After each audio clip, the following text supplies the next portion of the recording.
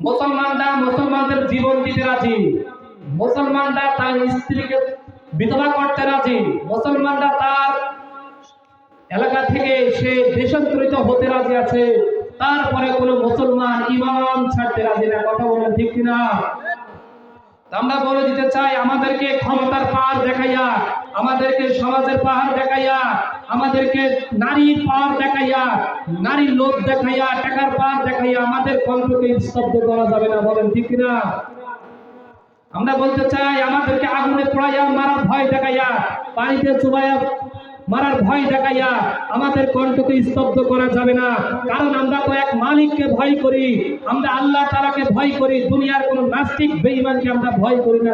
ঠিক না? আমরা জীবন দিতে রাজি, তারপর আমরা কোনো বাতিলের কাছে আমরা মাথা নত করতে রাজি না। নাস্তিকতা নিপাত যাক, দিন ইসলাম জিন্দাবাদ, কোটি প্রাণে একই আওয়াজ। নাস্তিকতা নিপাত যাক, দিন ইসলাম জিন্দাবাদ, কোটি প্রাণে একই আওয়াজ।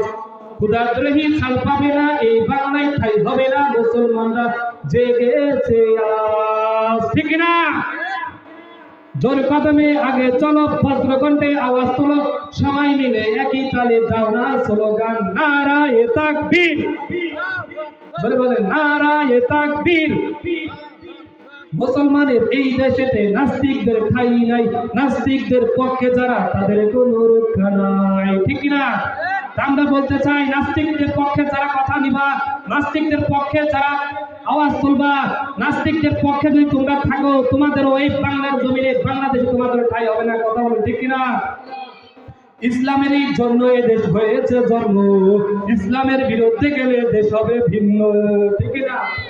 ইসলামেরই জন্য এ দেশ হয়েছে জন্ম, ইসলামের বিরুদ্ধে গেলে দেশ হবে ভিন্ন। ইসলামের বিরুদ্ধে যারা নিয়েছে অবস্থান, এই বাংলায় ঠাঁই হবে না, যাও হিন্দুস্তান। ঠিক না? বজ্রকণ্ঠে আওয়াজ তোলো, সবাই মিলে একই তালে দাও না স্লোগান, নারায়ে তাকবীর। এই দেশের জন্য আমরা জীবন দিতে চাই। যারা বলবে আমরা দেশের জন্য জীবন দিতে চাই কিন্তু জীবন দেয় না, কামানের ভয় দেখে, পিস্তলের ভয় দেখে যারা পিছনে হেঁটে যায়, তারা কোনোদিন ইসলামের প্রেমিক হতে পারে না। কিন্তু আমরা বলতে চাই, এই বাংলার জমিনে, এই বাংলার জমিন আব্দুল উসমান হাদিদের বাংলাদেশ, এই বাংলার জমিন পিরাউলিয়ার বাংলাদেশ, এই বাংলাদেশ মুসলমানের বাংলাদেশ, এই বাংলাদেশ আলেম ওলামার বাংলাদেশ। অতএব এই বাংলাদেশে থাকিয়া ইসলামের বিরুদ্ধে কথা বলে কেউ টিকতে পারবে না। কথা বলো ঠিক কিনা?